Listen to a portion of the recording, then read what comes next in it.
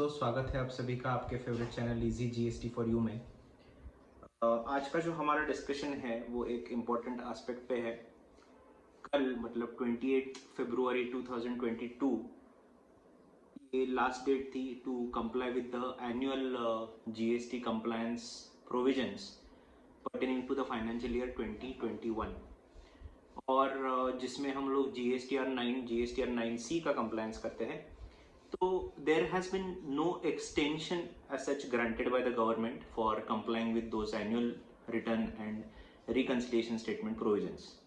तो यहाँ पे क्या implications है अगर आपका फाइलिंग नहीं हुआ है अभी तक, मतलब टुडे इज 1 मार्च 2022 और अगर आपने कल तक उसका कंप्लायंस नहीं कंप्लीट किया है तो क्या हो सकता है, कोई पेनल्टीज, लेट फीस क्या एप्लीकेबल होगी, इसके बारे में इस वीडियो में डिस्कशन करेंगे।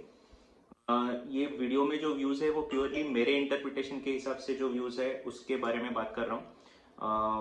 somebody may have different views because it is all about interpretation।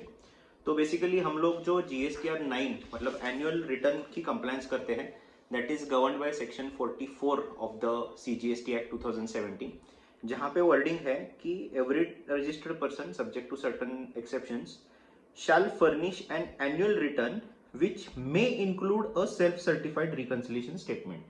This I am reading the amended section 44 talks about the annual return। तो यहाँ पे कहा है कि certain exceptions को छोड़ के all registered persons shall furnish GSTR 9 that is annual return and it may also accompany the self-certified reconciliation statement जिसका मतलब है GSTR 9C। तो 44 मैंडेट करता है एवरी रजिस्टर्ड पर्सन को कि they should furnish the annual return electronically and which may also include the reconciliation statement मतलब GSTR 9C। But हम लोग इसका रेफरेंस रूल्स को दिया है कि as the manner prescribed in the rules. तो रूल्स में हम लोग अगर 80 रूल जो है, रूल 80 सब रूल 3 को पढ़ते हैं तो उसमें कहा गया है कि every registered person other than few exceptions इनको if the whose aggregate turnover during a financial year exceeds 5 crores rupees shall also furnish the self-certified reconciliation statement as specified in section 44 in form GSTR 9C। so section 44 कहता है कि GSTR 9 is mandatory for all registered persons। Section rule 80 सब rule 3 कहता है कि जिनका turnover certain specified limit मतलब कि 5 करोड़ से एक्सीड हो रहा है उनको रिकंसिलिएशन स्टेटमेंट भी फाइल करनी है। And there was one notification जहां पे मैंडेट किया गया था जो जुलाई 21 में आया था कि annual return below 2 crore of aggregate turnover को जरूरत नहीं है फाइल करने की। तो इन सब का मतलब होता है कि अगर 2 करोड़ के ऊपर अगर एग्रीगेट एनुअल टर्नओवर है तो उनको स्पेसिफाइड डे के पहले आपको एनुअल रिटर्न फाइल करना है। बट अगर वो नहीं होता है तो क्या, इसका हम लोग को रेफरेंस देखना पड़ेगा in the section 47 which talks about levy of late fees. तो सेक्शन 47 में जो सब सेक्शन 2 है वो कहता है कि any registered person who fails to furnish the return as required by section 44, मतलब सेक्शन 44 में कहा गया है कि एनुअल रिटर्न फाइल करो, ओके, इलेक्ट्रॉनिकली सबमिट करना है हमको रिटर्न। और अगर 47 कहता है अगर नहीं फाइल किया जैसे 44 में कहा है तो पे a late fee of 100 rupees every day during which the failure continues. मतलब 100 rupees are prescribed in CGSTI, 100 rupees in the respective state GSTI, so 200 rupees per day for the delay, जितने भी डिले डेज है उनके लिए आपको पे करना पड़ेगा। बट इसमें ऐसा एक सिचुएशन है कि what happens if 9 is electronically furnished and 9C is not furnished, या 9 और 9C दोनों भी फर्निश किए हुए हैं, मतलब रेडी किए हुए हैं, फाइलिंग किया नहीं है ऑनलाइन, तो क्या है, और ये दो सिचुएशन में क्या क्या लेट फीस आ सकती है, क्या क्या पेनल्टीज आ सकती है। तो पहली चीज तो है कि लेट फी प्रिस्क्राइब की गई है लॉ में, so there is a 200 rupees per day late fee, but उसमें भी एक मैक्सिमम कैप डाला हुआ है 0.25 quarter% of turnover in CGST, also similar proportion in SGST, मतलब 0.50% ऑफ टर्नओवर ये मैक्सिमम कैप है, इसके आगे वो लेट फीस नहीं जाएंगी। अब दूसरी चीज पे आते हैं कि what happens if the return is not submitted electronically, whether there will be any penalties. तो penalties हमको ये समझना है कि penalties में अगर हम लोग सेक्शन 125 कंसिडर करते हैं तो section 125 talks about general penalty, कि जिसमें ये कहा गया है कि अगर लॉ में या एक्ट में या रूल्स में, दोनों को रेफरेंस है, कि जहां पे कोई स्पेसिफिक पेनल्टी प्रिस्क्राइब नहीं की है तो 25,000 और 25,000 मतलब 50,000 पेनल्टी जीएसटी लॉ में पे करनी पड़ेगी फॉर द ऑफेंसेस और not following any provisions of act और रूल्स। तो यहाँ पे उसका मीनिंग कैसे हम लोग ले, पहले तो अगर जीएसटीआर 9 सबमिट रेडी है, कंप्लीट किया हुआ है, लेकिन फर्निश नहीं किया है, तो इसको माना जाएगा इलेक्ट्रॉनिकली फर्निश नहीं किया है, मतलब कंप्लाई नहीं किया है। तो यहाँ पे लेट फीस तो पिक्चर में आ जाएंगी। सेक्शन 47 सबसेक्शन 2, वो लेट फीस है 200 rupees per day, both in CGST and SGST मिला के 200 rupees per day up till the delay continues, subject to maximum ceiling of 0.5%, मतलब 0.25 एंड 0.25% ऑफ द टर्नओवर, इतना late fee तो आएगा। अभी क्या इन एडिशन टू दैट 50,000 का late penalty भी चार्ज होगा?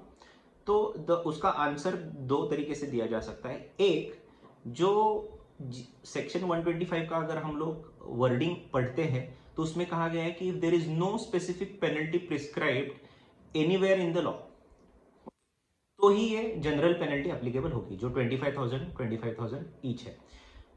अभी ये किसको रेफर कर रहा है? तो it is referring to section 122 which talks about offences and penalties related to it.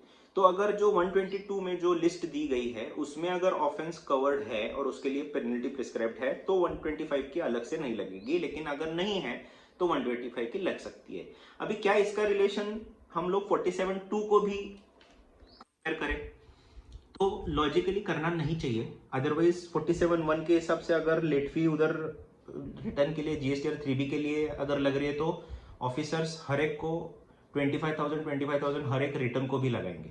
तो विद दैट लॉजिक अगर 47(2) को भी हम लोग वो लॉजिक लगाए तो अगर हम लोग 9 के लिए लेट फी भरते हैं अलग से तो इसके लिए ये 125 की पेनल्टी लगना जरूरी नहीं है। बट अगर आप 9C को 9 के कंप्लायंस से अलग मानते हो, बिकॉज सेक्शन 44 इटसेल्फ सेज कि furnish GSTR 9 electronically and may also अकंपनी the reconciliation self certified reconciliation statement, but उसको अगर हम लोग अलग कंप्लायंस माने जीएसटी में, जो कि है क्योंकि for certain class of persons, for example aggregate turnover below 5 crore को वो एप्लीकेबल नहीं है तो उनके लिए वो पेनल्टी नहीं, वो कंप्लायंस नहीं है, लेकिन उसके ऊपर अगर टर्नओवर है तो उसके लिए कंप्लायंस है। तो इसको कंसिडर करते हुए अगर 9 फाइल किया हुआ है टाइमली, बट मतलब 28 February for the year 2021, if the annual return is filed before 28th February but 9C could not be filed due to some reasons, then there are chances that officers authorities may levy a penalty of rupees 50,000 for non-complying with the rules because it is covered by rule 80 sub rule 3। तो इसको अगर हम लोग को sum up करना है तो for this entire discussion conservative view अगर लेते हैं हम लोग या एक बेसिक रूल्स ऑफ इंटरप्रिटेशन को अप्लाई करते हैं तो 9C बोथ अगर नहीं फाइल करते हैं तो 9 की जो लेट फी है 200 per day and 0.5% of the turnover तक ही मैक्सिमम कैप तक ही अप्लाई हो जाएगी। That is number 1। या डिले अगर कम दिन का है तो उन कम जो what ever days of delay into 200 rupees वो अप्लाई होगी। लेकिन अगर 9C भी नहीं फाइल किया है तो 9C के लिए अलग से 125 की 50,000 रुपीज की पेनल्टी लग सकती है। That is a remote possibility, but yes there is a small doubt in the tax placement कि हो सकता है ये।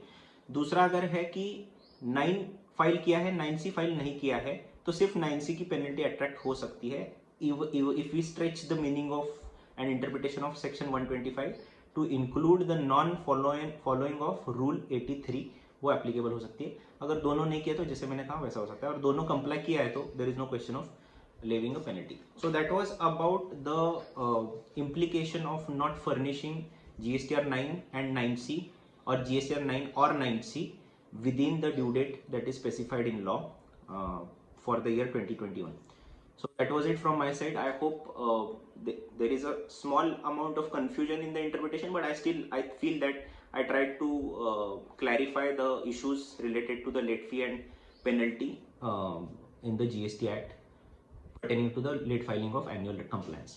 So thank you so much for your patient listening, and please stay tuned with us, and do not forget to like this video and share this with your friends. Thank you so much.